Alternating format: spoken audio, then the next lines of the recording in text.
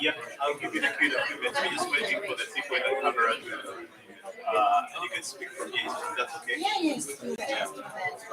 Yeah, nice. Thank you so much. So this is Dr. Nikki. She's Sorry. and she's with Open Society Africa. She's the person making all this possible. He's in Addis.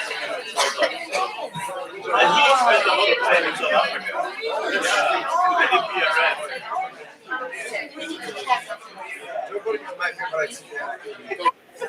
I thought the role was the favorite thing. I changed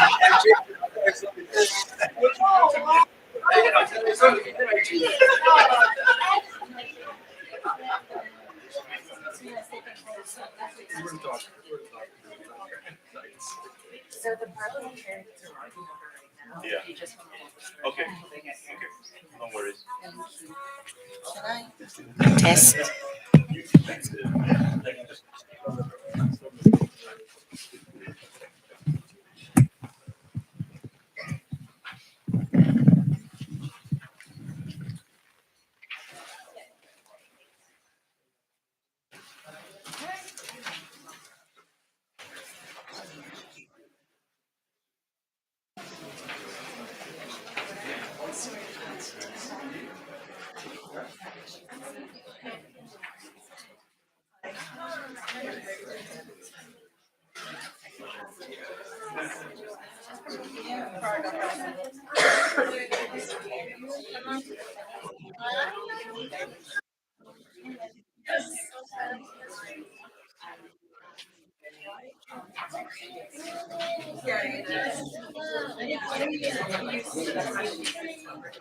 So I work on health and science.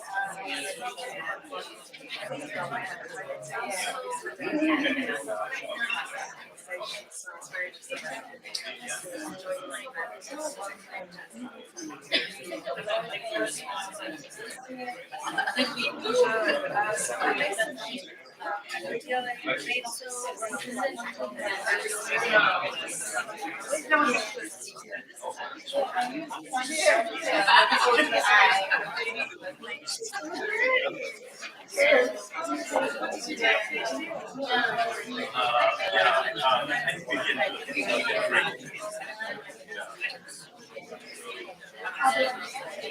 Yeah, the other activities we are attending some of this.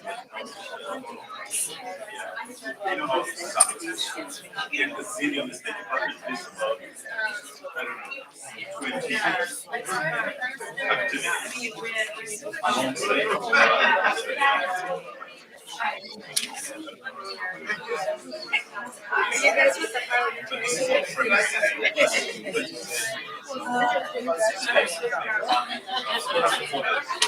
Were there some others in your group?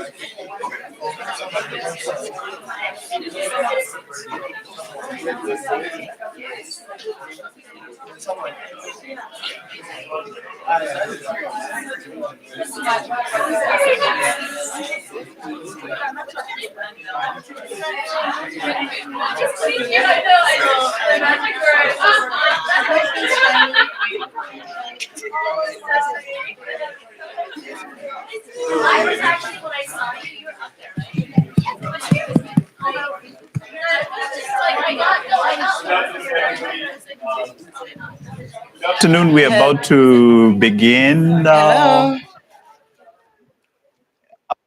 So great to see so many people here on such an important theme. I would like to introduce Dr. Nikiwe Kaunda to give some opening remarks.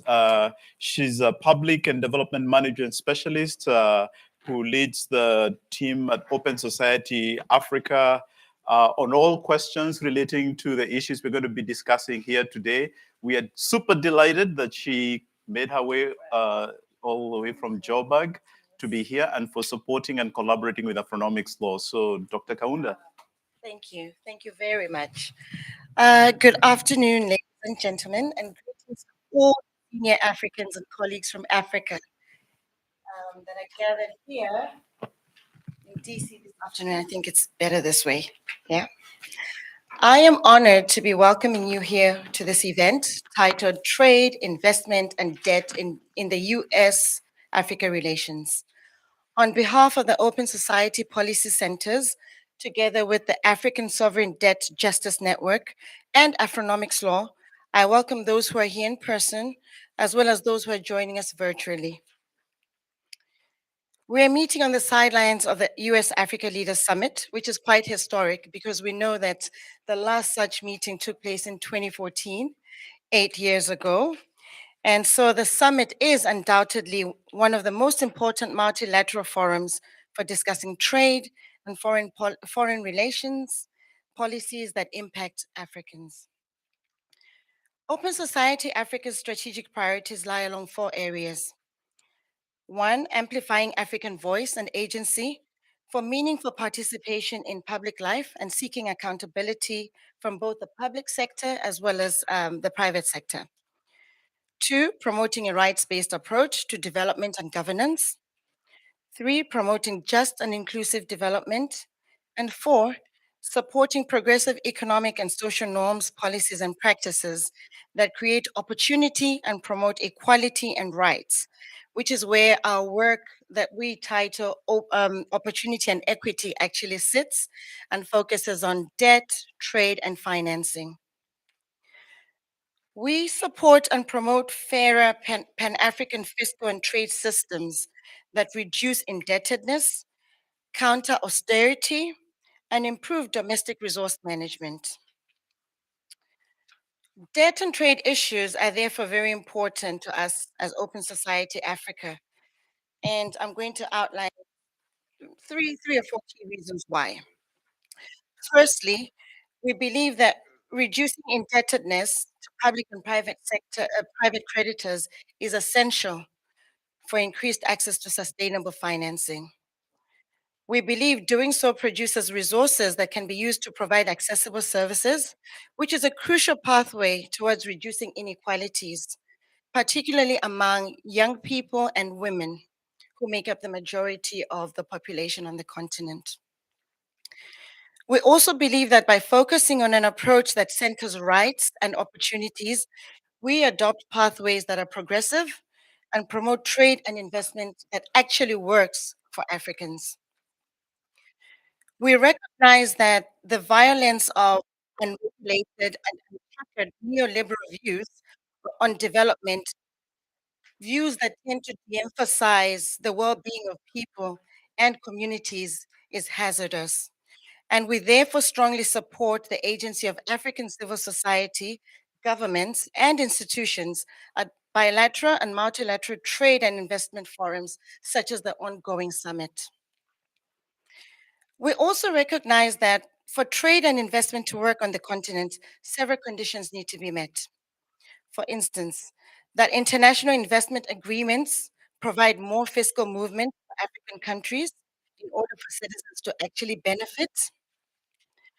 For the US, specifically AGOA, to make provisions for African and global South states to hold US investors to account, especially since the ISDS tribunal is biased towards the private sector and sometimes passes ruling that is not only bad for governance and accountability, but also severely negatively impacts the environment and public well-being.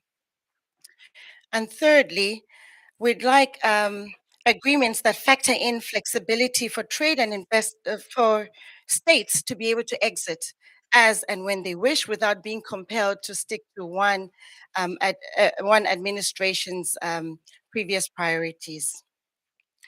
I do have my colleagues here who will be able to answer more technical questions around trade issues, but also who can share information about our debt initiative and the work that we're doing across the continent and in key African countries that we've decided to prioritize. So to wrap up, we know that we're living in exciting times, times where Africans are taking up space in the domestic, regional, and global forums. We know that these are times that recognize Africa's strategic multilateral offerings, as well as our geopolitical significance. However, I think we need to move forward with caution as well.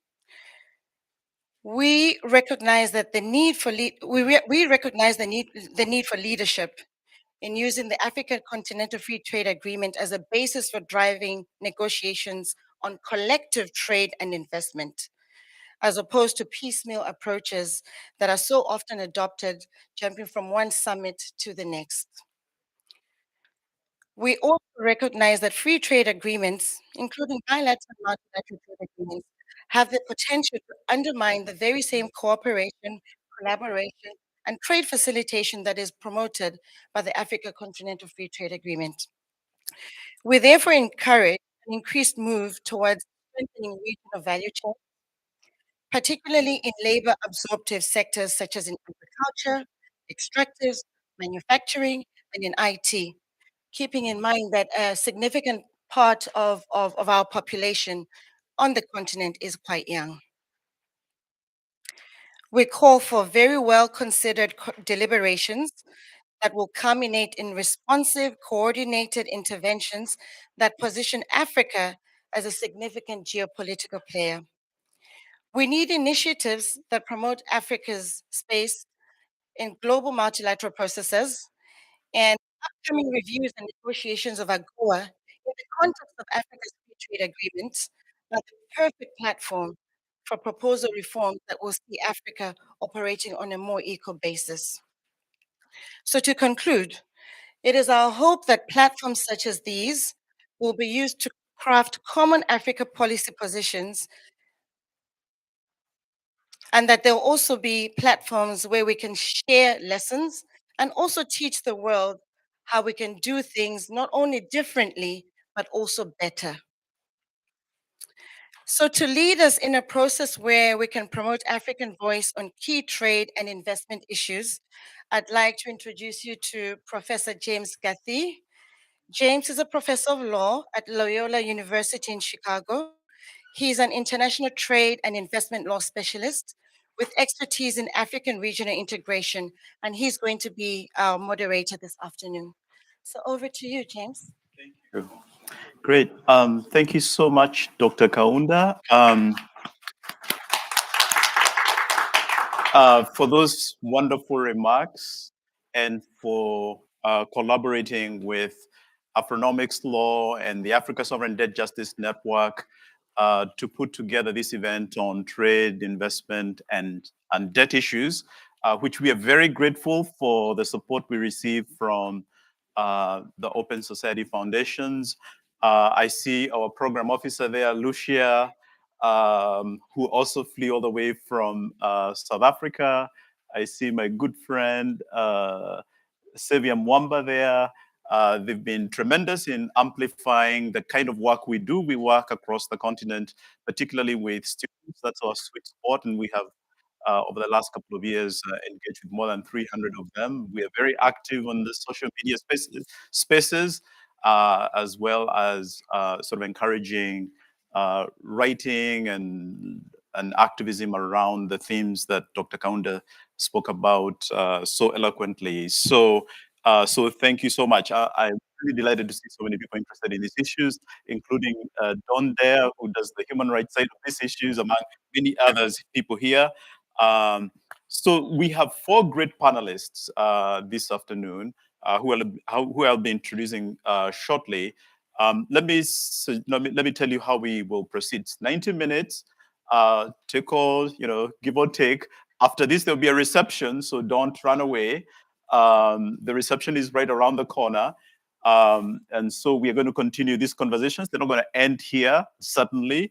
But I'm sure that our panelists will do a great job in trying to answer all the questions.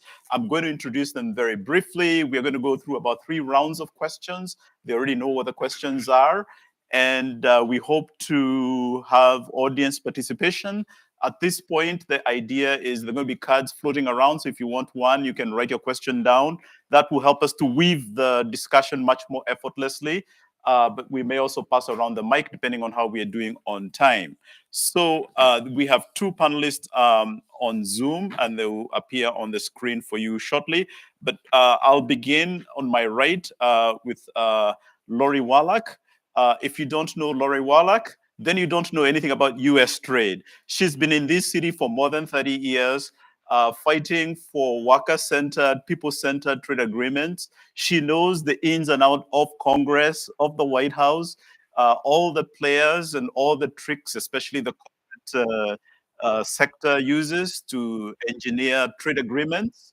When I started teaching international trade law 2.5 decades ago, her picture was splashed in the book I used as sort of the other face of trade that doesn't appear in the books.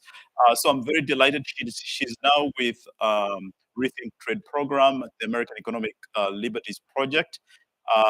And as many of you know, was one of the founders of TradeWatch, public citizens trade program that for a long time shone the light on trade issues, especially the Clinton administration during the NAFTA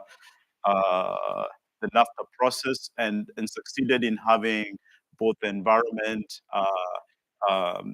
recognized in the NAFTA agreement many decades ago. Then to my left here is another friend, Dr. Melaku Desta, who is currently the coordinator of the Africa Trade Policy Center at the United Nations Economic Commission on Africa. He's also one of the zero draft people who did the AfCFTA. Maybe later he can tell us how it ended up the way it did, because that's not the way he tells me the zero draft was written. He's a professor of international economic law and taught for a long time in many places. He's on leave from his from Leicester de Montfort School of Law in the UK. He's a humble guy. I tell you, he's written some of the most authoritative work, especially on agricultural trade, among many other issues. I don't want to embarrass him any further because I'll be in trouble. And then another expert we have who is going to be on Zoom, Dr. Joy Kategekwa, who is at the UNDP in New York. She's the founding head of the UNCTAD Regional Office for Africa, where she led advisory teams supporting the design of the AfCFTA, another mother of the original AfCFTA, not the one that copied lock, stock, and barrel of the WTO. She worked at the WTO before that, and she's in many places, among others, on the advisory board of the African Journal of International Economic Law, which is one of the many organs of the Africa Sovereignty Justice Network of Economics Law. She holds a PhD in international trade law from the World Trade Institute in Geneva. Her book, which was the result of her PhD thesis on services trade, is one of the very best in Africa. And then last but not least is Fumi Arewa, who is the Shaston Professor of Business and Transactional Law at Temple University in Philadelphia. Her research, very fascinating. If you want to understand Nollywood, you have to read Professor Arewa. She is the one person who shows why an IP industry can thrive without IP protections. Um, and she's both a lawyer and anthropologist. Um, and her latest book is Disrupting Africa, which I encourage you to read, one of the very best books on how science, technology, and art permeate international politics and international law. So without any further ado, we're going to begin with the round number one. This is sort of, we don't want it to be too long on the answers. So, Lori, you perhaps more than anyone else has been at the forefront in exposing the corporate rigged nature of trade deals from Washington. But the Biden administration has now announced that it will create an inclusive trade policy that advances economic security and racial and gender equality. What relevance, if any, does this new posture have for US trade, African relations? Or to put it another way, is what's good for the Biden administration also good for Africa? So I want to start out by saying I have lost my voice, and I would never let down Professor Guy. So after consulting, I am here. I have the mask, and I am not shaking hands, and I don't have COVID, and I don't have a flu, but I have a damn cold. So my apologies for sounding like this. I'm very honored to be on this panel of distinguished authors and scholars. And I'm excited to see live the people whose work I read live. And I'm looking forward to learning during this session. The insights I can bring, the insights that I can bring are about this new agenda. And so the thing I can share is at the base of it are definitely policies that would help universally. Because the goal in this approach is to bring up people-oriented policies and to remove some of the corporate-oriented policies. So President Biden campaigned on getting rid of investor-state dispute settlement from U.S. trade agreements, commitment during the campaign, and he stuck to it. He's talked a lot in his domestic policy about putting a leash on the big tech monopolists who undermine our privacy, our security, but also smaller businesses. They just smash the possibility of tech being developed in other parts of the world. And that's all the great news. The bad news is there's a divide, as is always the case in administration. So the trade representative reflects where she came from, which is years of working with congressional Democrats, including on the fight to replace NAFTA, where the Democrats basically forced Trump to redo his redone NAFTA, to get rid of ISDS, to add enforceable labor standards with facility-specific enforcement. And there have been 6 cases, and actual companies, all of them US subsidiaries, end up having to actually do the right thing, and to roll back the outrageous intellectual property rules that are in addition to the WTO ones that make it extremely difficult to get access to affordable medicine. And that's all great. That's where the USTR is. I think that's where the president is. But then you've got the Commerce Department, which is not there. It does not see its constituency so broadly as people, or rather as the companies, and particularly the US companies. And then you have a structure, which is their advisory committees. Brace yourself. There are 500 official US corporate trade advisors. We're just charting the last version of it. But when this was last done, 450 of them were corporate. And those guys get to see the text, they get insights and advice in a way that not even the Congress sees the text, which is ridiculous. But that kind of problem makes it very hard, even if you have the trade representative in the right place. If some agencies are elsewhere, and there's a structure for the corporations. So if we're able to get the worker-centered trade policy, it probably would look something like the zero draft of the Africa Continental Free Trade Agreement, which is a truly different approach that's for people. But I certainly can't promise the outcome. I can promise a lot of unions and civil society groups are doing their all to try and change that. And obviously, part of that is we recognize the US has been the pusher of the wrong agenda on the rest of the world. So if we can get our act together and have a less corporate oriented agenda, I believe it could have benefits around the world. Yeah, so thank you so much, Lori. And speaking of Congress, we have some parliamentarians from Africa, so welcome here to this discussion. Maybe we shall hear from your perspective how things are going back in your individual countries. So you mentioned the Africa Continental Free Trade Agreement, and one of the architects is Dr. Joy Kategekwa, who is online. So Joy, as one of the architects of the Africa Continental Free Trade Agreement, why is this agreement in this initial table setting conversation so important, and what should the Biden administration do to promote its success? It's a pleasure to join you today. Let's see how far we go. You know, I think the my question has been over the years in terms of the assessments of the projections of the gains. So the World Bank has that powerful study about the 100 and you know the 450 billion in revenue. Interpretations were presented to that as a facility in your even much more better gains. For example, and are most implicated 500 billion in business. So the story is an action on the why. But I don't know the why because this is the first time we have in our engagement with the multilateral trading. Because Africa is at the raw material only a limited amount of world function based. Contribution is limited. Africa is industrialized.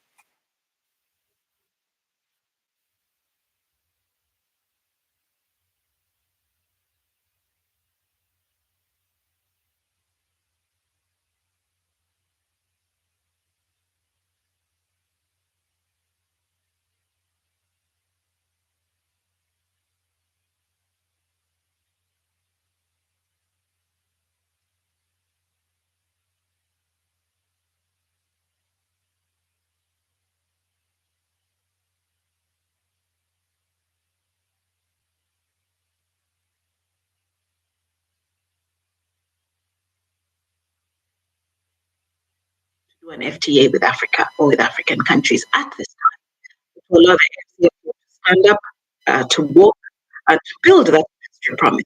The second one is to then extend AGOA because AGOA is critical, it has value, so you extend that and secure that additional market access. Because remember, the AfCFTA was all about getting Africa in a strong place for beneficial integration into the multilateral trading system, but to complement it with a strong foot on the pedal on questions of effective capacity building. So the third point on what the Biden administration would do, in my view, is really to think about how to create an AfCFTA accelerator, an accelerator that tackles those questions of effective capacity building. So imagine you're trying to get an effective response to a US support to the boosting intra-African trade action plan, for example.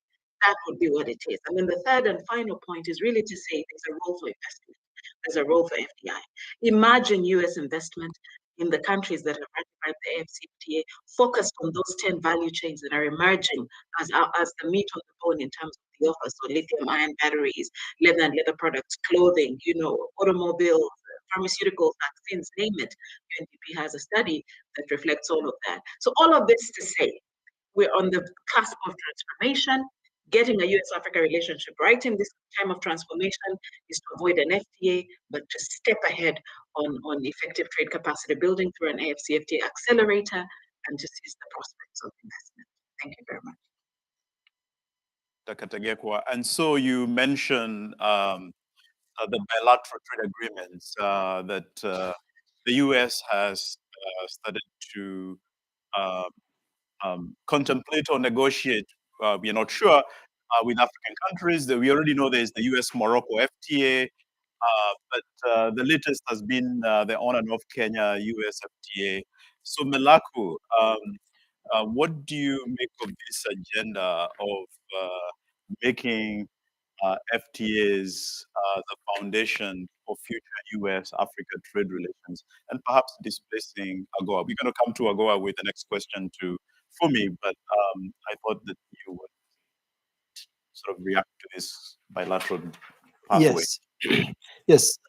Thank you, James, and what a pleasure to be here. I didn't expect this kind of large audience. Tells the level of interest in this issue. The bilateral route, the bilateral agreements route, it might be inevitable further down the road, but I think it is way too early to talk about right now. Why do I say that? I understand it from the US perspective, because the moment you sign a bilateral agreement with one country, like Kenya, for example, you are effectively setting the template for everybody else to follow. And in Africa, as already mentioned, through the African Continental Free Trade Area, we are working very hard, sometimes successful, sometimes not, but we are working very hard to create one single market out of 54 or 55 different countries, small fragmented markets. We know that's not sustainable. We know each of these countries on their own, they are not able to support industrialization, to attract large-scale investment, to have the economy of scale necessary for development. So this has been the thinking since 1963 when the Organization of African Unity was created. We tried it in different ways. We tried it through sub-regional, what we call regional economic communities for each of the 5 regions, and then we started creating too many of them, and then we started talking about rationalizing regional communities, and finally we now have the African Continental Free Trade Area. What does that aim to do? It aims to create a free trade agreement for now, but also lay the foundation for customs in a single market in the future. What that means is we're in the process of harmonizing the national trade policies of 50 plus countries towards the same goal. The moment a particular country within Africa signs a bilateral agreement with the US, then it is being forced in a way to act contrary to the regional economic agreements, contrary to the spirit and the letter of the African Continental Free Trade Area that aims to create a customs union. Okay, so in that sense, it is certainly very damaging for the African side. And if the Biden administration or the US administration waited for some more time, Africa is trying to get its own house in order. Where it's trying to create that continental market, that continental customs union. At which point we could be talking about Africa negotiating as one country. That certainly would be more protective of the interests of Africa than each of the small African countries doing it alone. Kenya is a very important, a very strong. Kenya has a strong economy, relatively by regional standards, right? And Kenya has had a long and successful track record of negotiating and implementing trade agreements. But even Kenya cannot be a match for the United States. We know that. And once the template is set, it's going to be a take it or leave it for the other countries. I think that's the reason we say this is damaging. And when we say this is not conjecture, we have the experience of the economic partnership agreements between African countries and the European Union already. And we know how that threw a grenade into the African integration program already. Countries have been forced to have to choose between their own regional integration arrangements versus signing a bilateral agreement with the EU in order to protect their market access to a lucrative market in the European Union. So I think the US government should not follow that route. There is no way anybody can question the motives of the US government here. I think there is an interest, a commitment to support Africa's development. But again, like with the EU, the same here, there should be some kind of policy coherence. You are trying to support the development of a country or a region in one side, and you are introducing trade agreements that are driven by corporate interests on the other, then it is like undermining your own efforts in a way. So for that reason, I believe this bilateral route is not the way to go. It's not the time to do it. Let me stop there. Great, thank you. So for the final table setting question, now we go to Professor Fumi Arewa, and it's on AGOA, which, as we all know, allows duty-free access to the United States for eligible African countries for certain products. What we know is that it's, one, not been fully utilized by the countries that are eligible to bring the products that they can bring here. And secondly, that it's dominated, the access is dominated so far by oil and apparel products, basically minerals and apparel products, not high value products in manufacturing, IT, or agriculture. So for me, does the ongoing AGOA forum, in your view, present any opportunities for African countries to take steps towards more fully utilizing it, or is it something that African countries can do on their own without having to be called for a summit at the White House? Oh, she's muted. You're muted. Yes, can you hear me now? Yes, we can hear you now. Thank you. Okay, it's a pleasure to be here. So thank you so much for inviting me to participate. I want to contextualize my remarks within the remarks of the panelists that have spoken thus far. I think one of the things that we're underscoring in our discussion is something that I focus on in my book. It's a key and continuing problem of how African countries navigate the internal and external. And as we just heard, the internal and external is complicated. Just the external part of the Biden administration divide between USTR and commerce is complicated.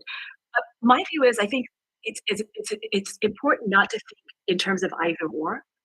I think the Agora Forum is a potentially important site for the gathering of stakeholders. As a result, it may be important part of informal and formal networks that are key for the development of policy. So I think in reality, unfortunately, it has to be both in a sense. Countries should participate in the AGOA Forum and incorporate forum activities within more robust country-level, regional, and Pan-African trade. And I think what I argue in my book and what I think is really important is that countries need to think very strategically.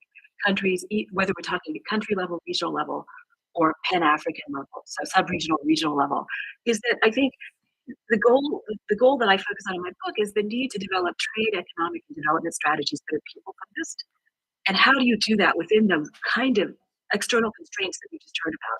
In that a lot of policy in many African countries is driven by external policies, external actors. And this reflects a complex historical circumstances that arise out of colonialism, and in some ways may well be outside of the control of countries within Africa.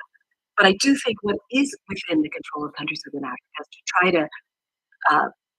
try to sift those external constraints through robust internal strategies that seek to take advantage of opportunities when they arise, but that have at their core fundamental sustained strategies, sustain over multiple governments that have key core strategic goals. Um, as I mentioned, external circumstances reflect existing patterns that continue to be strongly influenced by patterns developed during colonialism.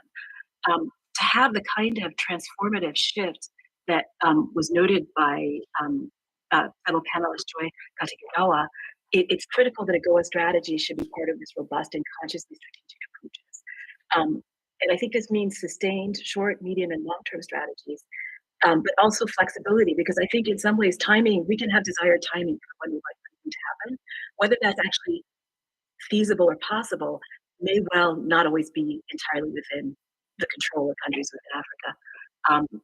And I think this ongoing debate about bilaterals versus regional agreements is a big problem, right? Because we know because of the power asymmetries, often we're much better off if African countries can negotiate collectively. But I think there has to be a multifaceted approach where instead of picking what key objectives can be negotiated collectively and what objectives may not be feasible to be negotiated at a particular point in time. And I just want to highlight that when we think about FDI and investment, the kind of technology transformation that we're thinking about in African context requires strategic investment in both in varied physical and digital infrastructures, which are also critical for the type of integration that we think that we hope will happen as a consequence of the Africa Continental Trade Agreement. I'm going to end there, but I think strategically navigating through complex and sometimes undesirable external circumstances is a reality that has to be thought about really quite actively. Great. Thank you so much, Professor Roa. I forgot to welcome our online audience. Most of our audience actually is online. Lots of the Economics Law Family, the African Sovereign Debt Justice Network, the Academic Forum are mostly our young early career researchers and young professionals. So welcome as well. So we are going now to round two, to some more sort of granular detail of some of the bigger themes. Nori, we are so grateful you made it, even though you have called. We are so honored that you're here. And so I am sort of going to ask you the question, I guess, a very good follow-up now based on what we had in round one, especially from what Fumi Arewa said. How should African countries be strategizing ahead of AGOA's expiry in 2025? So the good news is that there is broad support for AGOA in Congress. The Trump administration, for all the reasons we can sadly understand, is not for it. But in Congress, there's no appetite to have it end.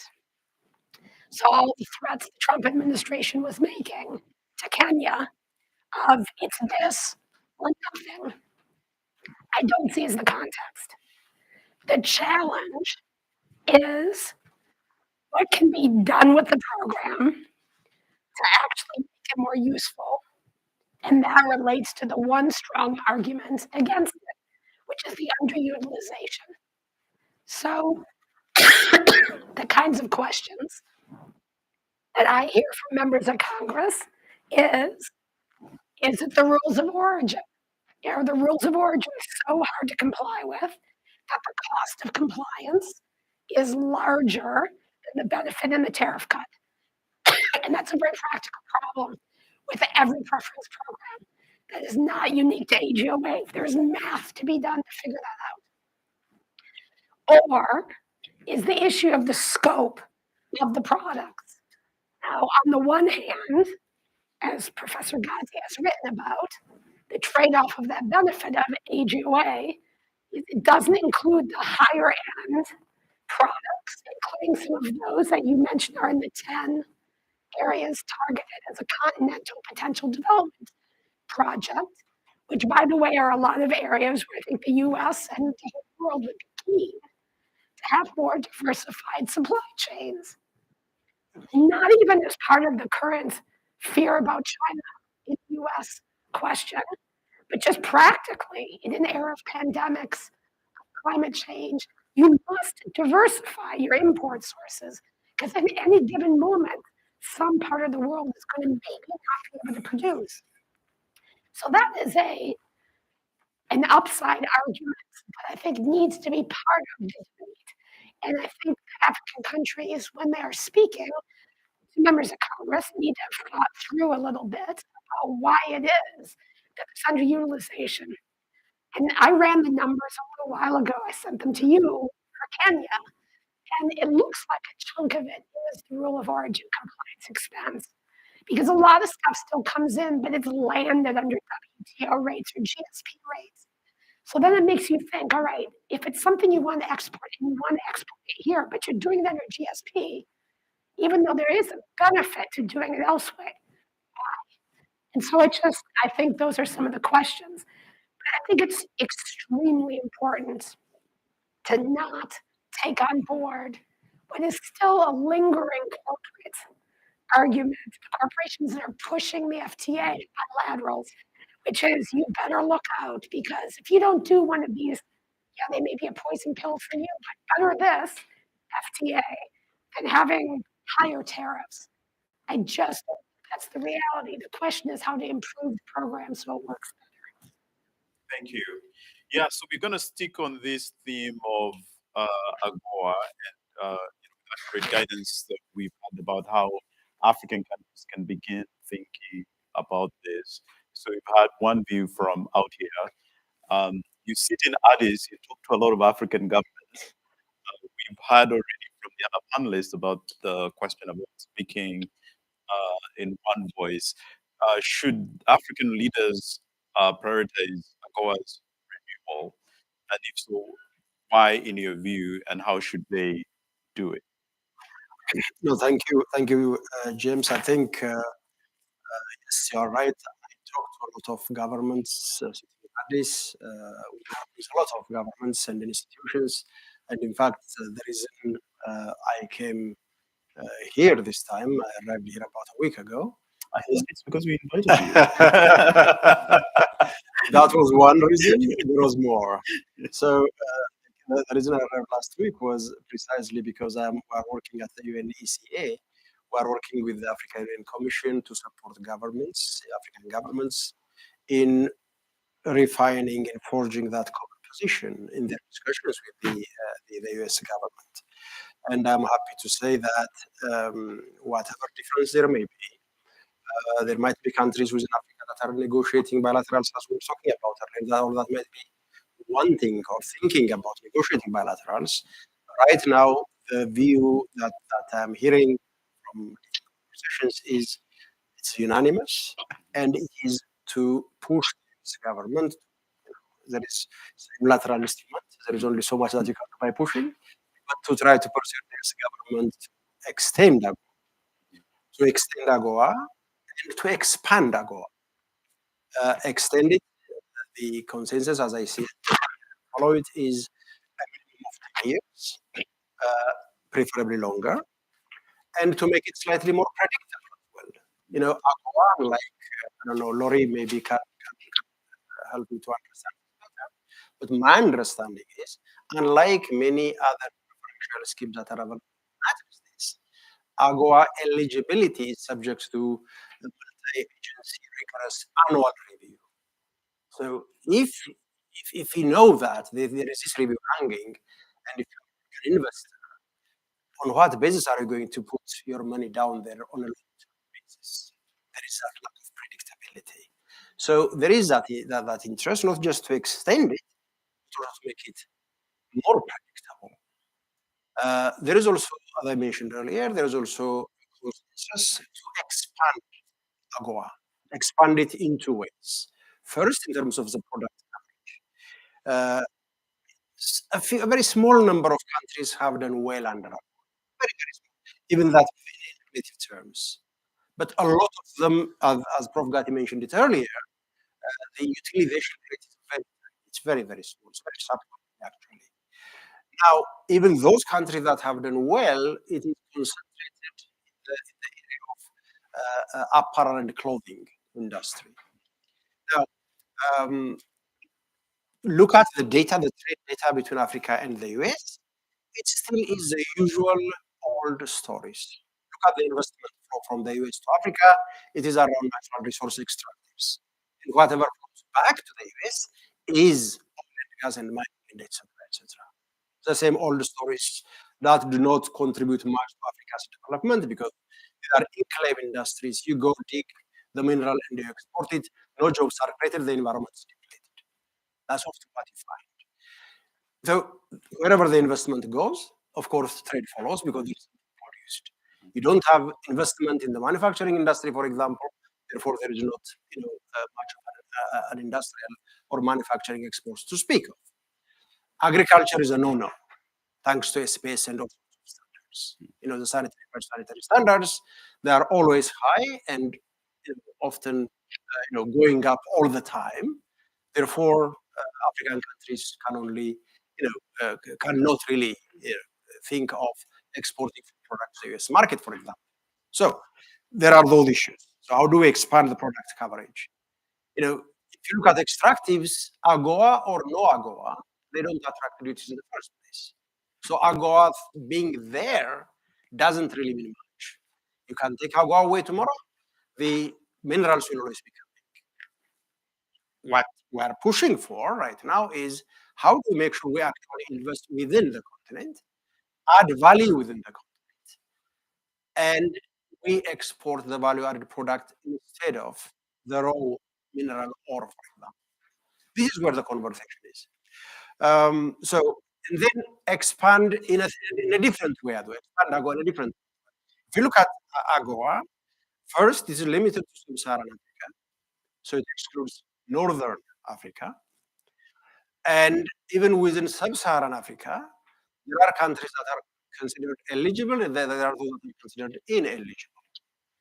There is an element of graduation as well. If the per capita income in a country is higher than a certain threshold, that country will be graduating. Now, juxtapose this against the idea of the African Continental Free Trade Area, which is trying to create one single market for the continent. There is a division on one side, divisive policy on one side. There is an effort to create a unified, harmonized policy on the other. The inconsistency is clearly there. So, yes, AGOA will have to be, how far or how long, can you extend AGOA? I think that's also something that we have to consider.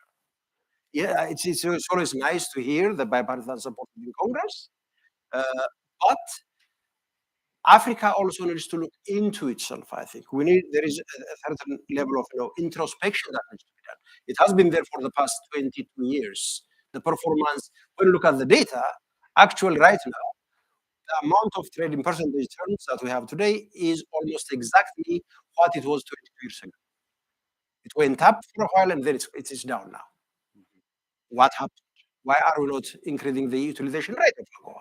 That's the first thing. The second thing is, if you sit on the US government side, I think there's one important question that the US government will be asking. It's probably already asking, I don't know. Because of the economic partnership agreements I mentioned earlier, some African countries have given reciprocal access, market access to African markets, to the European Union, the EU, the competitor for the US. Then the US government is going to say almost inevitably, look, if you are giving access, duty-free access to your market for EU goods, European Union goods, why should I not be getting the same thing? I think that's the question that will be coming. There are others that have negotiated with India, China, etc. If China is getting duty-free access to an African market, I'm sure the US will be asking the same question. For that, I think Africa will have to look into itself and come up with a principled position. And that position should not be to extend the reciprocal market access to the US, to the United States. It is to withdraw the access given to the others that Africa should be considering. I can go on and on about this, but let me stop here. Well, thank you, Melaku. So, Joy, we are coming to you, and before I come to you, I hope you are sharpening your questions, precise questions, questions that go to the point, So when we finish this round, we'll see whether there are any questions. My core editors, Olabisia Kinkube, please raise your hand there. Ohio Miunu and Joy and Jan, Remy at the back there, going to help with that. So, Joy, is there a way the US can design trade agreements now that we've had the story on the African side, the introspection we have to do? Is there a way the US can design trade agreements that do not undermine? Oh, the Zoom dropped? Oh, she dropped. Okay, but Arewa is there. Okay, great. Yeah, she's calling from Mauritius, and it's 2 a.m. there. So we go to Fumi. Thank you for letting me know that. So Fumi, would it be more preferable for the US to negotiate with African countries as a bloc, as one bloc, or in sub-regional blocks? Um, uh, and why, what view do you have on this? I know that Joy and Malaku in particular have been forceful about ensuring the growing strength and integrity of the regional and sub-regional groupings on the continent. And so I wonder where you come out on this question of the negotiating posture. Yeah, yes. I actually think I want to step back a minute. I don't come out as strongly one way or another. I think negotiating position should be based on key objectives. And the key objectives that I see have been discussed as part of our conversation today have been the importance of strategy, the importance of diversification, and the importance of flexibility. So just to give a few examples, for instance, if we think about countries having a consciously strategic approach, that would mean taking advantage of opportunities as they arise. So for today, for instance, we see shifting global supply chains related to COVID in China, an energy crisis in Europe that could offer potential new opportunities for African countries. Now, how those would be exploited is going to depend. It might make sense to do it on a regional basis, but it might actually make sense to do it because there are particular countries that are in a particularly good position. That might be because of natural resources, but it could also be because certain countries have invested in infrastructures that put them in a good position to exploit those opportunities. I also think we need to think in terms of diversification, and I think we need to think about diversification of policy approaches. And this is partly driven by the fact that African economies are very diverse and also have an existing diversity of external relationships. So I think that requires consciously thinking strategically about how to navigate those, but it also requires acknowledging that those exist and thinking about how to incorporate those into a long-term strategy. I think in some instances, it may well be that the regional negotiation level is the right place to be, but I think it's going to depend on the issue and particular circumstances. The other thing I would focus on is there needs to be a thought about flexibility. For instance, as opportunities arise, thinking about ways to have flexible policy approaches to be able to take advantage of them. And I really want to echo the focus on data that's been emphasized by most panelists today. I think there needs to be really data-driven approaches to better understand trading relationships, why we haven't seen changes over the last couple of decades, why AGOA is not being utilized. These reasons may actually differ within the continent, and they would obviously have an impact on how investment decisions are made. But I think key principles should include the need for conscious strategy, the need for thinking about diversified approaches, and that might mean in some instances doing something at the regional level, but in some instances doing things at a sub-regional level, as well as thinking about the importance of flexibility and data-driven approaches. I think all of those should be key parts of the strategic thinking for thinking about what the appropriate level is. And I think in some ways it has to take advantage of opportunities and situations that are within the control of countries within Africa, acknowledging that some things may well be outside the control of countries within Africa, largely because of the exclusion of many African countries from how African countries have been included or not included in global power structures. Great. So some questions from the audience now. Tell me when Dr. Kategepo is back up. I guess one of the questions, actually, let me begin with this one and we'll see what all three of you have to say. Is sort of one of the going to the data-driven trade agenda, there's a lot of, I don't like this term myself, I don't use it. There's a lot of informal cross-border trade, and Afronomics Law has focused in particular on informal cross-border traders, the women who trade across our continent. Christian Shimbi, who is one of the contributing editors, is the leading expert on this, has followed these traders across the continent. So the question is how current US-Africa trade discourse takes into account the informality of African economy and how it can be integrated into AGOA and other trading mechanisms. Does anybody have any immediate reactions to this? Want me to come in? Yes.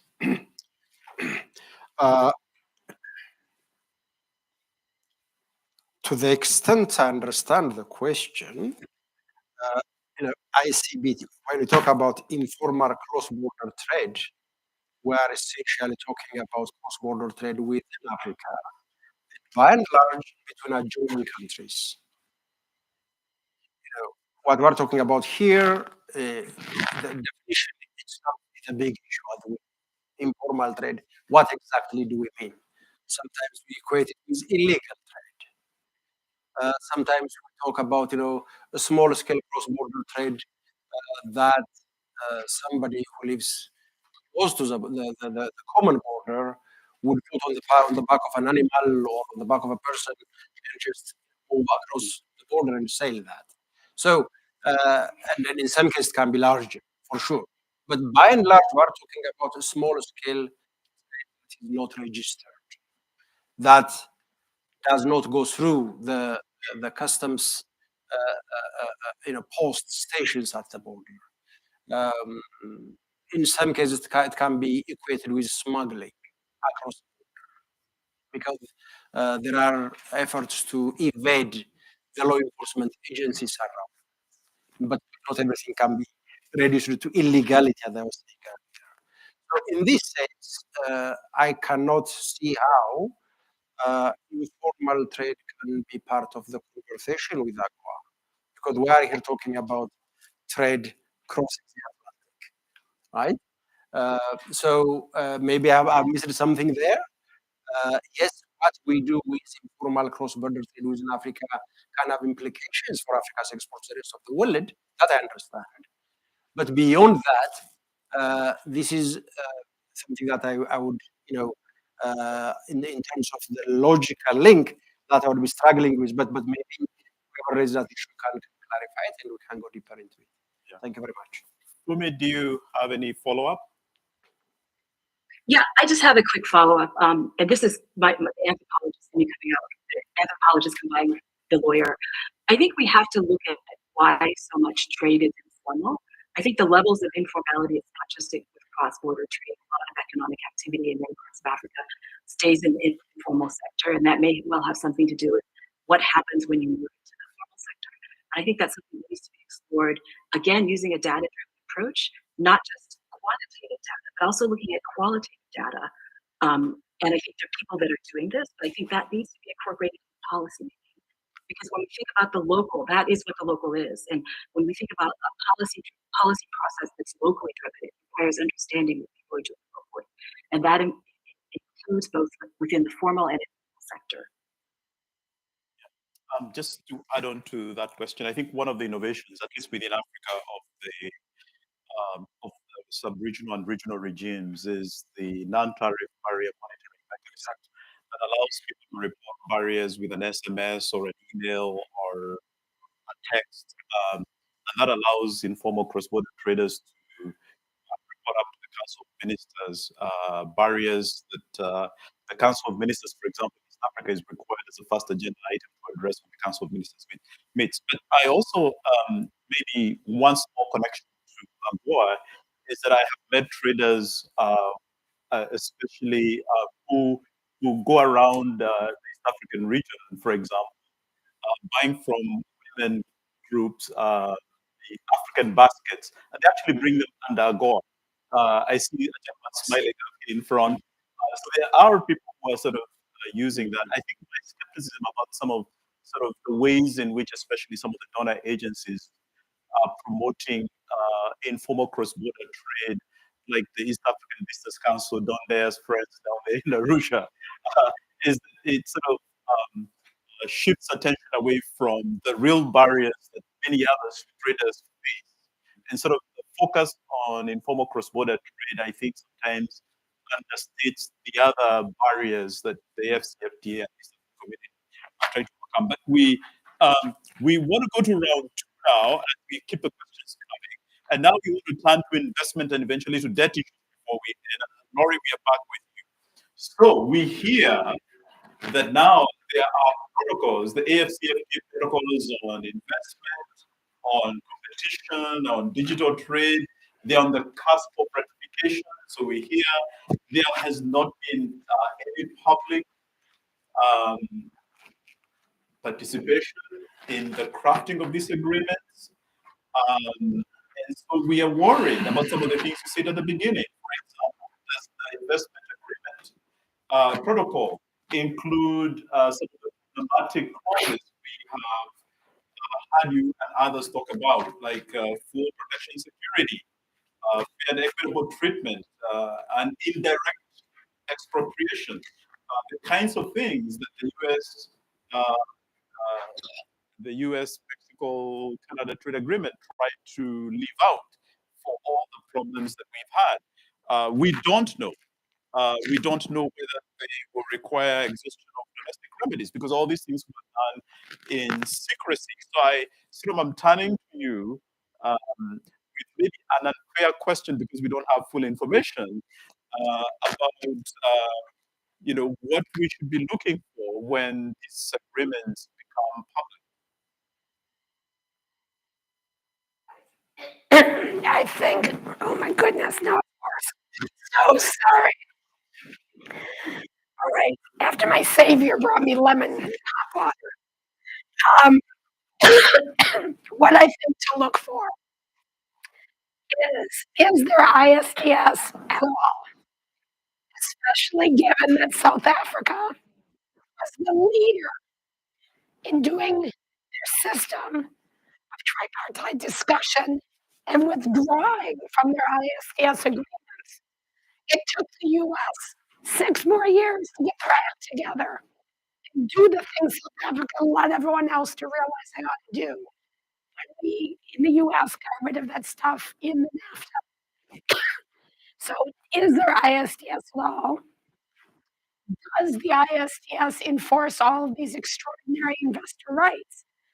And I think the question there becomes a very worrisome one of not necessarily what an African country might do to a government, but what all the subsidiaries of European and US oil and gas companies, for instance, will do. Because that has been the history of investor-state disputes, which is it typically is written to cover whatever incorporated entity is there. And so you can basically almost nationality shop by having, say, a US or European company in Nigeria go after a contract in another country in Africa. Another issue is both past US trade agreements and European ones have covered sovereign debt as something that is subject either to the financial services chapters or the investor state dispute settlement. Please God that the negotiators in Africa did not replicate that. I'm sure it was not in draft zero, but that is another extremely worrisome thing to look for. Similarly, in the service sector, are the rules going to have incentives to privatize things like express delivery, the profitable part of mail service, so that it doesn't help with the public mail service? Is it going to have provisions relating to water, transportation, places where governments have traditionally had a role, and there is efforts to cherry pick best routes, best parts of the business, and remove the revenue sources that support the rest of it, on which the public relies. I think also, as I understand, one of the agreements that is public is digital, and that is beyond scarifying. I recommend folks to take a look at our website, which is rethinktrade.org, where we have a lot of materials on the U.S. digital trade agenda. But please God, the African negotiators did not use any of the U.S., Australian, Singapore agreements as the model, because those literally have rules that handcuff governments from being able to regulate big tech. They have anti-monopoly rules where they basically twist trade language called non-discrimination to make it a violation if there's a bigger impact because the company's bigger.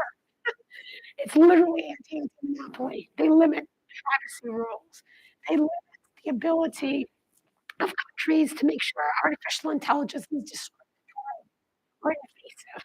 So these rules that we're trying very hard as part of the worker-centered agenda in the U.S., the old ones to get thrown out. Look at Trump's USMCA, it's the old rules. Look at TPP. We're trying to do a new model. And heaven forbid, though, that would be the digital. Again, because I did a lot of research on Kenya. Kenya has better privacy rules than the US. The US agenda, for instance, in that red flag idea, part of that would have been big tech trying to sack what's better in Kenya. At the same time, they're trying to set international rules here. So those are the issues I think I would look out for. And secrecy is always a problem. I mean, that is one of our concerns here with this Indo-Pacific economic negotiation, is the big negotiation of the Biden administration, pushed by the National Security Council and State Department. That wasn't the agreement necessarily that those who wanted to see the idea play out would have picked. It's a lot of that's making people worried that in that internal conflict, the old will get up. Thank you very much, Laurie. So, we are going to come to audience questions in a second when we finish this round. I could just to keep on this theme, so we're to keep on this theme. As we've had Laurie mention, the financial services chapters of the model US FTAs come with provisions that require investor-state dispute settlement cover sovereign debt obligations. We know the WTO has been thinking about this, the relationship between trade, debt, and finance, although as Laurie has mentioned, it may be a twisted understanding. How can African regional integration efforts and initiatives, now to focus on Africa, contribute to durable solutions to the sovereign debt crisis? Let me start with the ISDS issues that Yes. came up, if you don't mind. No problem. Because yes, ISDS has investor-state dispute settlement has been a very big issue for most of us, I'm sure, for quite a while. And then here, I think I must mention the Pan-African Investment Code, which maybe some of you are aware, that was done sometime between 2016 and 2017. It was a very progressive instrument. I'm not using the word progressive in an ideological sense.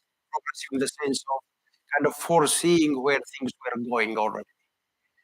That is where, for example, you see a provision that almost explicitly excludes the fair and equitable treatment, or ISDS, as an option.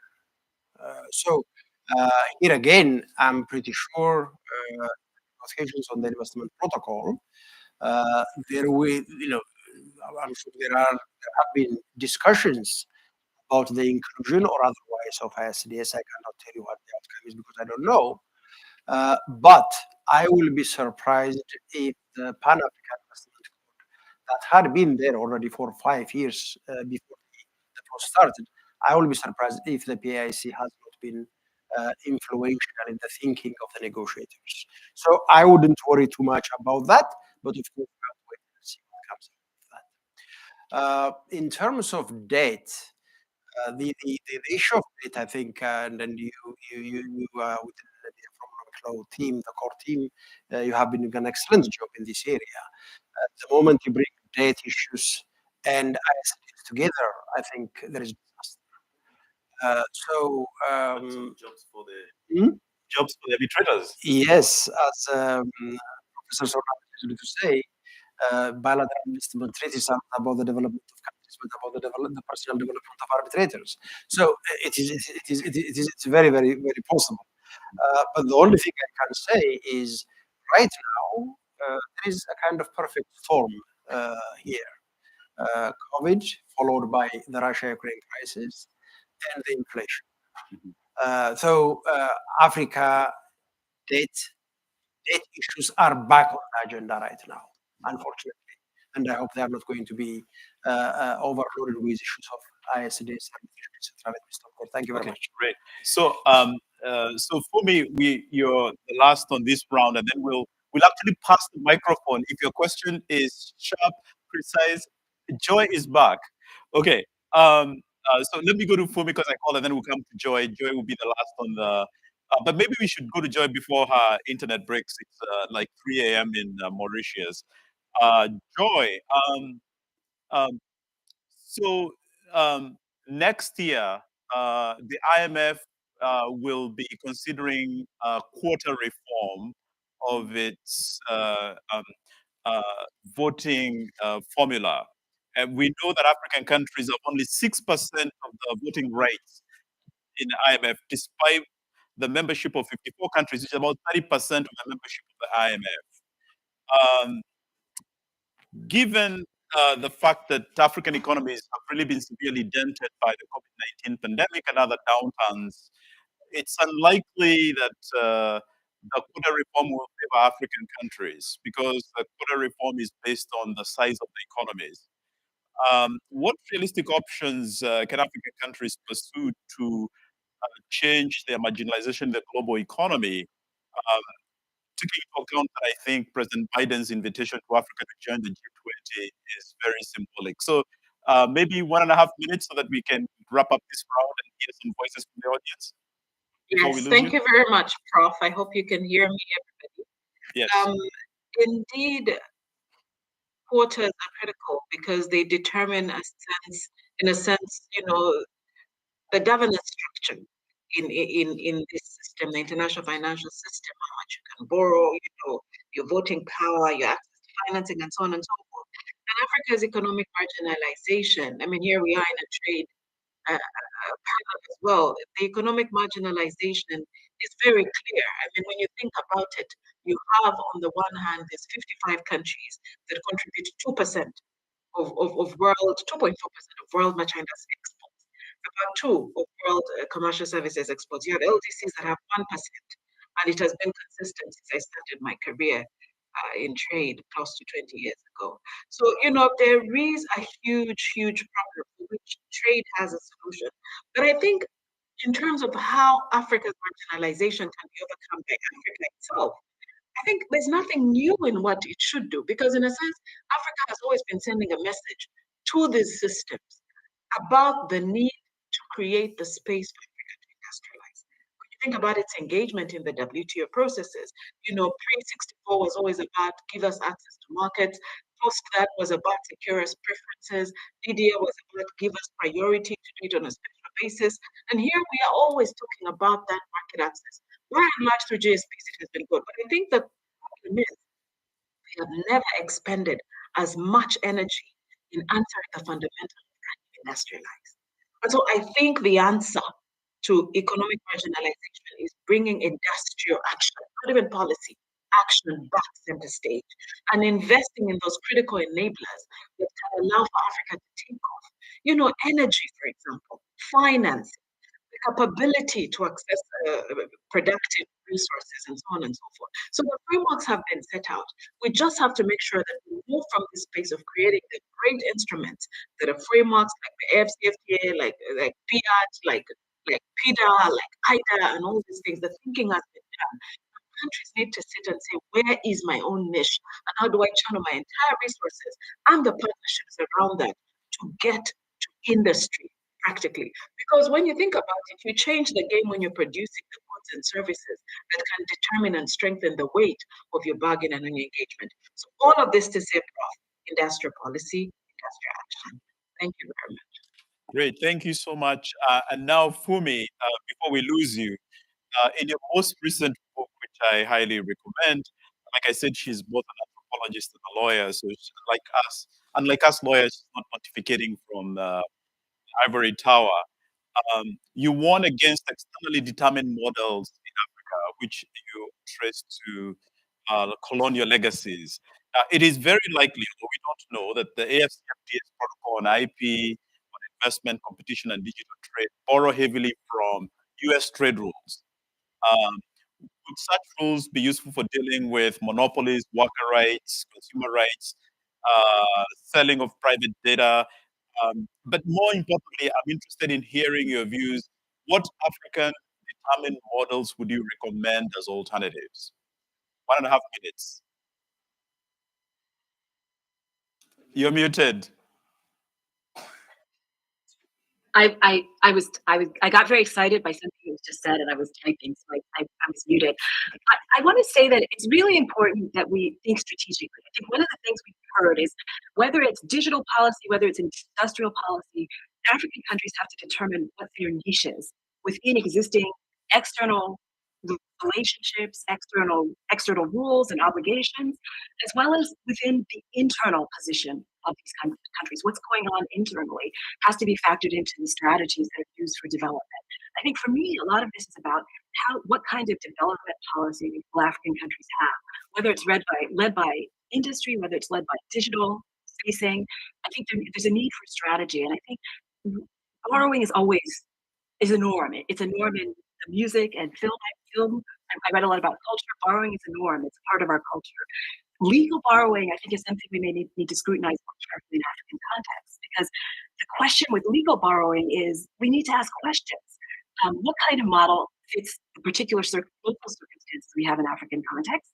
And this is all the more critical in the digital era because many things today come from a very small range of companies and actors that reflect patterns of what I refer to as digital colonialism in my book. When we think about legal borrowing, I think we need to think about how do we focus on the local? How do we focus on marginalization of African countries from global economic power, but also internal marginalization in African countries with their poor people? So we need to ask critical questions when we're borrowing. Whether the thing we're borrowing actually works in its original context. We're all trained as lawyers. I was trained in the United States as a lawyer. We're trained to think things work, but they don't actually always work, especially in the way we think they do. Whether this rule is going to actually work in the proposed local context that we're proposing to implement it, and what critical changes need to be made to ensure that there's actually a good local context. So my focus is on process. What is the process of borrowing, and transparency is critical. I think a number of panelists mentioned today. Transparency of process is critical, and the question is, African countries can be leading innovators. What we need is innovation and legal and policy spaces. And this is a place where African countries should be taking a lead for best practices in terms of process. How do we implement processes in countries in Africa, but not only in countries in Africa, they can be relevant elsewhere in the world. And that requires greater scrutiny of sources and borrowing processes. And often the people that are sort of advocating borrowing may not really fully understand how whatever it is they're advocating works in their own context. And it may not work. And recognition of that is, I think, really important. So I'll stop there. I think I came in under my minute and a half. Okay, so great. And I apologize. No worries. I know you. I apologize. No worries. I think you have to run in a minute. So Ambassador Kobe Thompson, where are you? Yes. Do you want to ask a question? Remember, sharp, to the point, like when you were always an ambassador. Thank you very much, Professor. Mine is not so much of a question, but I'm a former ambassador of Ghana to the US. My colleagues and I were the ones who pushed and signed AGOA in May 2000. I was the ambassador of Ghana to the US in May 2000. The premise of AGOA was modeled very much after the Asian tigers, to develop our economies by targeting the rich and lucrative US market. 22 years later, we're still debating this subject. 22 years later, we're still debating this topic. This is the question that we have to ask our respective governments. As was said inaccurately, US will sell their products to us and come into the extractive industry. But part of AGOA was to counter that by us also producing and selling something to the US duty-free and quota-free. 22 years later, according to UNCTAD, Professor, $88.6 billion of our money in Africa is illicitly stolen and sent to foreign banks by our leaders and their cronies. Where's the money going to come to develop the industries? Where is the money going to come to develop the industry? These are the questions we have to ask at a forum like this. I remember almost about 6 years ago, when the Nigerian president came here, the US State Department gave him information because when he came to the dinner with us, he announced it. That one of his ministers, according to the US State Department, has stolen $6 billion, for which the US government is giving Nigeria the information to retrieve that money. Multiply $88 billion times 10 years, according to UNCTAD. I'm not making it up. The question the policymakers have to answer for your children, my children, our grandchildren is what advantage have we taken of this opportunity to access this rich and lucrative market? That's why the Asian tigers became wealthy, because AGOA was modeled after the Asian tigers. Thank you very much. Great, thank you. A sense of realism. Okay, let's see. No, I want not another male. I'm going to exercise my professor. Any woman that wants to ask a question, so we just don't hear the man. Okay, well, I'm not sexist, but we'll have two very quick ones. Mine is, I guess, following what you've said, is given that more than 20 African countries will be going into election in 2024, same time as the US, to what extent is AGOA robust and to sustain the coming changes, particularly on block trade negotiations? Okay, pass the mic down to her, please. Okay, thank you very much. My name is Jacqueline Among, and I'm from Uganda, and I'm a member of parliament. I would like to, not necessarily asking a question, but I would like to ask 22 years from 2002 to where we are to date, should we be talking about the same things that happened 20 years ago? As the continent, I think we are very aggressive in ensuring that we achieve our Agenda 2063 of the African Union talks about achieving Africa free continental trade by 2030. Where are we? I'm in the regional assembly, in the East African regional economic communities. We are talking about a common market and a customs union. And we are talking about the regional economic communities of the 5 ranks of Africa.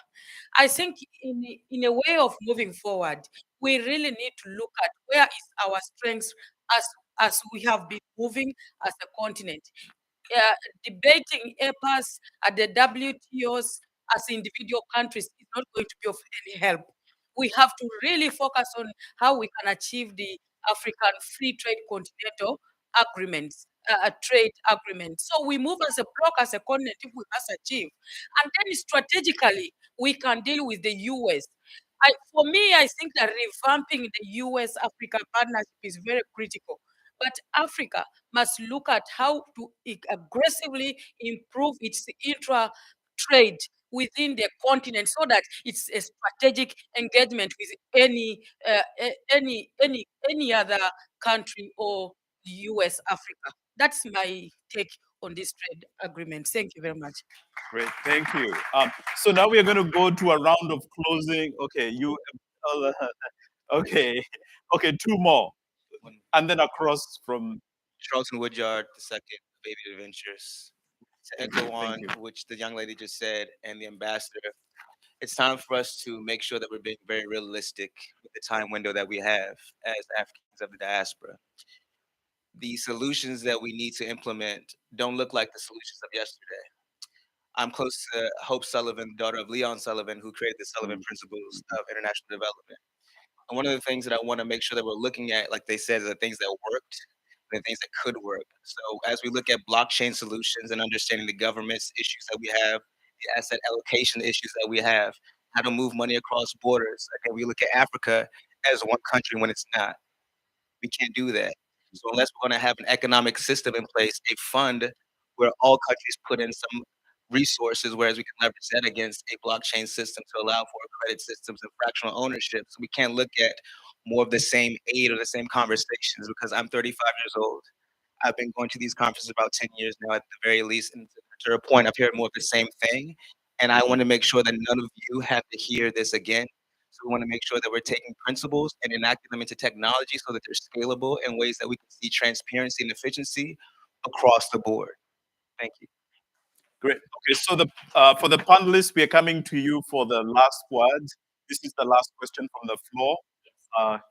Go ahead. I'm Lindsay Achudi from Kenya, but based off in the United States. I have two questions and I'll be brief. One, I like the wishful thinking about African Union and, all speaking the same voice. Is that actually possible? That's just, is it possible to actually have an African bloc? I like the wishful thinking. I like the Afro optimism. I love it. Number two, and I think I'm forgetting it, when it comes to US Africa relations, I am curious. Is the US Africa relation independent or is it in comparison to the East? So why it's always either you're facing East or you're facing West. So there's always this seesaw. So as we are talking today, are we just talking like this and being optimistic because we're in DC and we have to focus, have this tunnel vision, it's Africa and the US. Where is China as we're talking about these great things? That's all. Thank you. Great. Great. So I will summarize the questions from the floor in two ways for the panelists to reflect on. We'll begin with you, Fumi, then we'll come to Lori, and then we'll close with Malaku. One is on value addition. This very strong across many of the questions. Value addition, how does that really happen? There's the question of climate change as well, in particular because, as we have had, a big portion of the exports into the US and AGOA are mineral imports into the US, and many of those include oil. So there's that tension. So,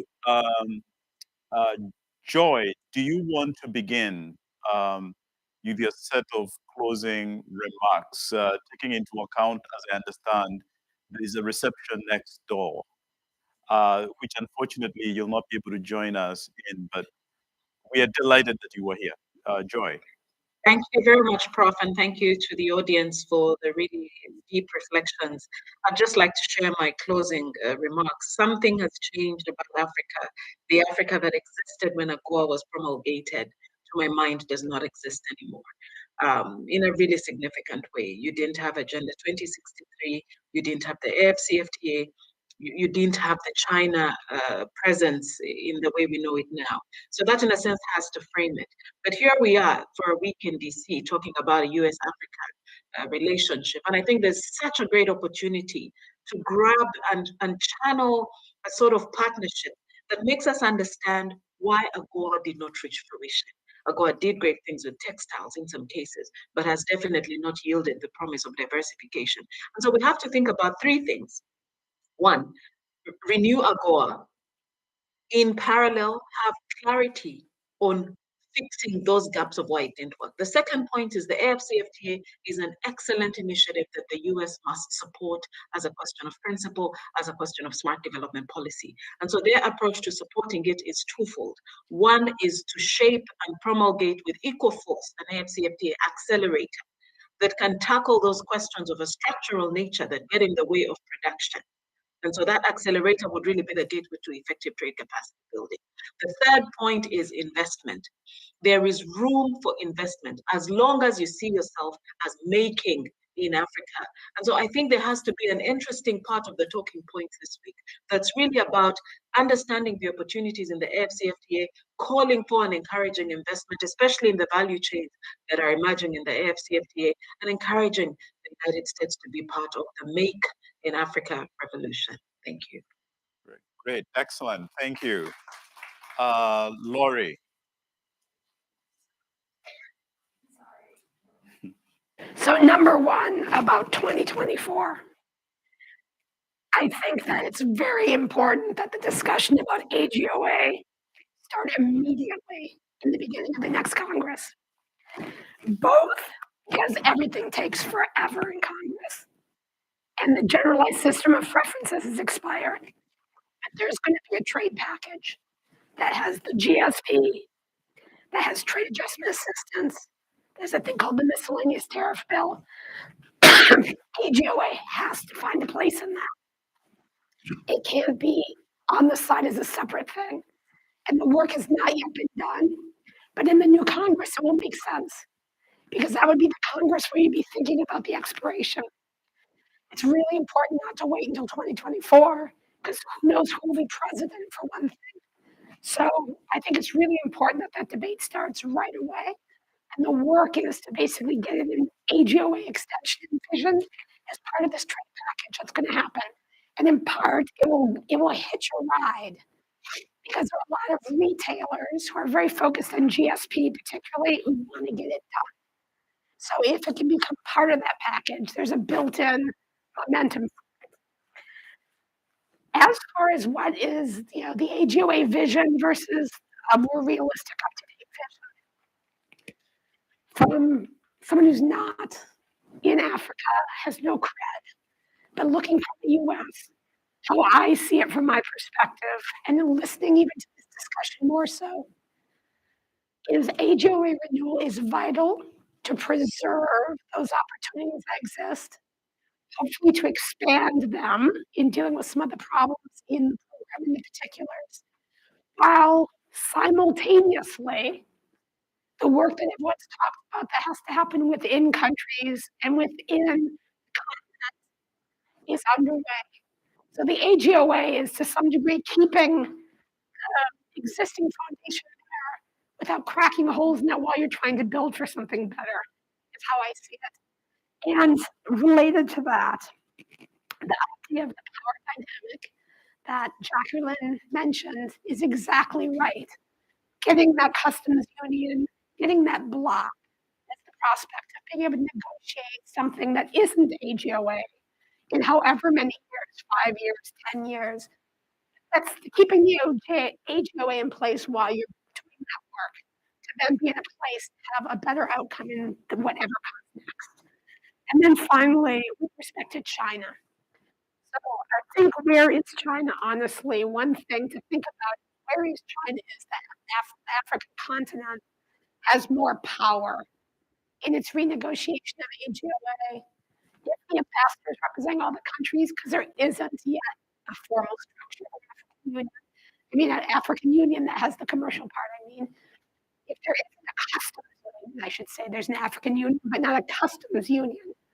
Then I think if the ambassadors can be united in their approach, there's leverage with the US, which is seeking different and other opportunities for our own supply chains in things where there are sensitive products where Africa has a potential makeup. So it's not just the minerals for the EV batteries, but it's actually some value added. How does the renegotiation of AGOA fit into the demand that the US has, given the geopolitical leverage? And the partnerships, I guess, have to be determined on the basis of upsides and downsides of the different big power partners you want to get in cahoots with. And I understand there are downsides to all of them. And the question is, what are the upsides that can be negotiated? Thank you very much. And Busy, prepare to come and give a vote of thanks in a few minutes. He and coordinator Sarah have been the people behind the engine behind what is happening here. So in a minute, come up after Marco's closing remarks. Thank you. James, this has been an excellent exchange. There's a lot to cover, but I don't think you'll be kind enough to give me enough time to cover all that. The first thing that I have to say, I think we have to start by acknowledging AGOA as a very, powerful. I think the ambassador from Ghana said it very well. It was designed with the right tools and with the right intentions. We haven't made use of it, and we have to think not just about extending it, but how. What is going to be different 10 years from now? Or are we going to go back 10 years from now, asking exactly for the same thing, another extension? That I think is important. We have to start thinking about that. and whatever happens within the continent, I think we have to have games as well. Earlier, we were talking about, I myself was talking about bringing agreements and US negotiating bilaterally with certain countries. The challenge here is, of course, every country, every government has to start by thinking about certain factors. And when you are forced to choose between two good things, you want to stay faithful to your regional economic arrangements locally, and then you also have to maintain your market access externally. Countries must not be put in that position. That is the approach. They should not be put in a position of having to choose between two things. I think that's will AGOA survive the elections in the US and Africa 2024? I think that's the point. And of course, that raises a question of what is the best time for AGOA extension to be before the US Congress. I don't think I'm the best qualified person in this room to talk about that. I leave that to all of you. I suspect you might agree with me that the sooner this is before the Congress, the better. That's the only thing, the only general statement I would, hazard to make. Can Africa talk ever, or is that my sister asked? Very provocative question, and I see where you are coming from, because you see all sorts of issues problems all around. But think about it: if the state of Africa as it is today, an option, I don't think it is. At least there are certain areas, there are certain policy areas on which we should have the courage to say, look, if we can't as one, let's say on the climate change issues. Africa contributed what, 2 or 3% emissions? And Africa has been affected the most by global warming. I would have thought this is one area where we all must have a shared conversation. Look at trade. What has been the case so far? The colonial trading arrangements that we had before 1960 are still. Is it an option for us to continue that way? Or if we continue as 54 countries acting as 54 countries, we are too small to matter for anyone. The moment we are together, we're different. Right now, we're talking about 1.4 billion people with a spending capacity of $3 trillion. If we work at least in those areas where we have a shared common interest, I believe that's so. I would certainly err the side of optimism than other. That's what I want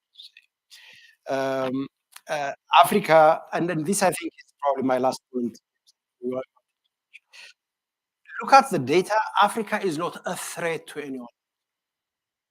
The data has been mentioned. 2% of global exports. I think all of us should make it very clear to the policy that by coming up with cleverly designed policies and you are not protecting. If Africa is supported on the other hand, I think Africa is an opportunity for it. Let me stop there. Thank you very much. Great. On that very optimistic note, I'll hand over to my colleague, Professor, who gives me a lot of hope. He's the engine behind this whole program. And So James, I think it's errors. It's not so true if I claim to be the only one. So let's start by thanking everyone who's been able to join us this week. We want to thank especially our partners, OSF Foundations, but also OSF Foundation. Thank you very much. So the team from OSF Africa, share a couple of weeks, I can't remember the names now, having excellent way. Of course, the team at the Open Society Policy Center, Alex is over there, Israel is not here. They've been very supportive as well. Oh, excellent. So nice to meet you, right? And so we do have Vanessa here with us from the New York office. Thank you so much for the support. Of course, as James has said, beyond me, it's Professor Munu Hugh, there's Dr. Jean Yeves, there's Dr. Titilola Adebola who couldn't join us today, who are all editors and contributing editors on afronomics.org. They've all worked hard to make this possible. Lori, we thank you so much, right? We were concerned that you couldn't make it, but you know, you've given us all that you could, considering the circumstances. Really grateful. And to you, Milako, we can't say enough thank you for the work you do and for taking out the time. To Joy and to Fumi, who had to go, the real champions. But you know, it's not over. I don't want to stand between you and the drinks, conversations we'll have. So to my right will be room 8, just going as the door. Will be room 8, and we look forward to having much more interesting conversations with you all. Thank you very much.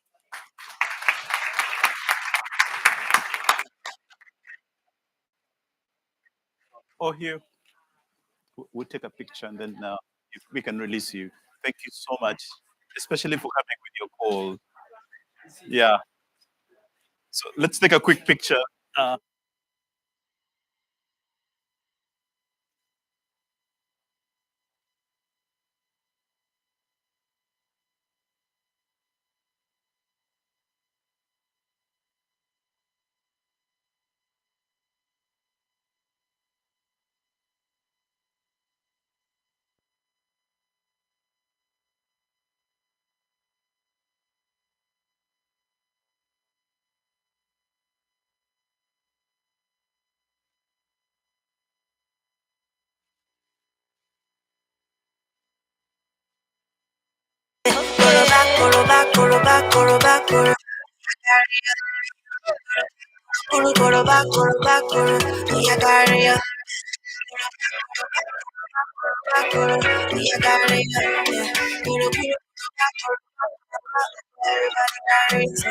He say, darling, I'm what you don't do.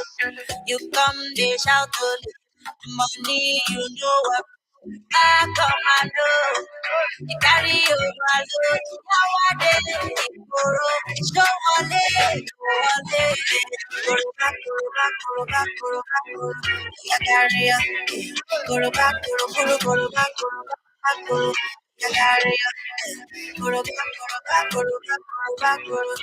carry go back, let's go.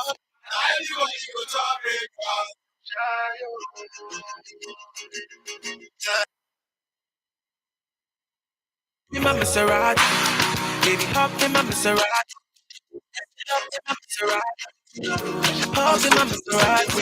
Girl, I want to I know I know the feel for yourself. I'm in my life, my job, and I know I'm in trouble. Manipulate the love. I know holy, and I know they get Baba Frayo, I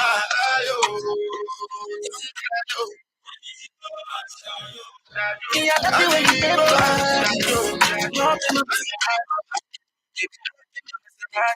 and I just wanna see you right. Somebody,